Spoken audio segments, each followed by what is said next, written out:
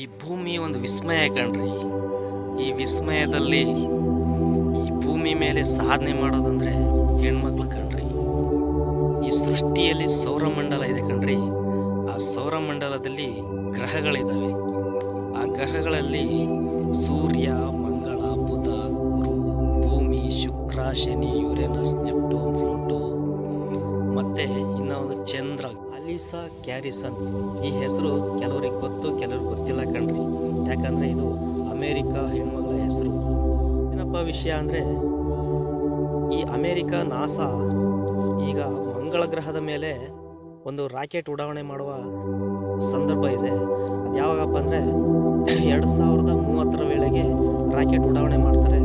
ಅದು ಈ ಮಂಗಳ ಗ್ರಹದ ಪತ್ತೆಗಾಗಿ ಇರುತ್ತೆ. ಅದರಲ್ಲಿ ಈ ಹೆಣ್ಮಗಳನ್ನು ಕಳಿಸೋ ತಯಾರಿನ ನಡೆಸ್ತಾ ಇದ್ದಾರೆ.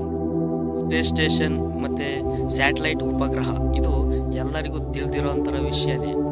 ಇದರಲ್ಲಿ ಸುನಿತಾ ವಿಲಿಯಮ್ಸ್, ಬುಚ್ ವಿಲ್ಮೋರ್ ಇವರು ಸಿಕ್ಕಾಕೊಂಡಿದ್ದು ಗೊತ್ತು. ಅವರು ಭೂಮಿಗೆ ಬಂದಿದ್ದು ಗೊತ್ತಾಯಿತು.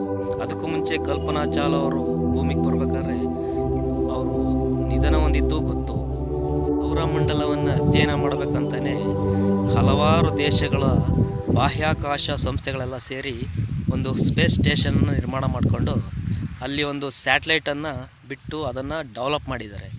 ಅದರಲ್ಲಿ ಸೇರ್ಕೊಂಡು ಅದರಲ್ಲೆಲ್ಲ ವಿಜ್ಞಾನಿಗಳು ಅಲ್ಲಿ ಹೋಗ್ಬಿಟ್ಟು ಸಂಶೋಧನೆ ಮಾಡಿ ಅಲ್ಲಿ ಸಿಗ್ತಕ್ಕಂಥ ಮಾಹಿತಿ ಪ್ರಕಾರವಾಗಿ ಇವರು ಎಲ್ಲ ಒಂದು ಅಧ್ಯಯನಗಳನ್ನು, ಗ್ರಹಗಳ ಅಧ್ಯಯನಗಳನ್ನು ಮಾಡೋದಕ್ಕೆ ಅನುಕೂಲ ಆಗ್ತಾಯಿದೆ.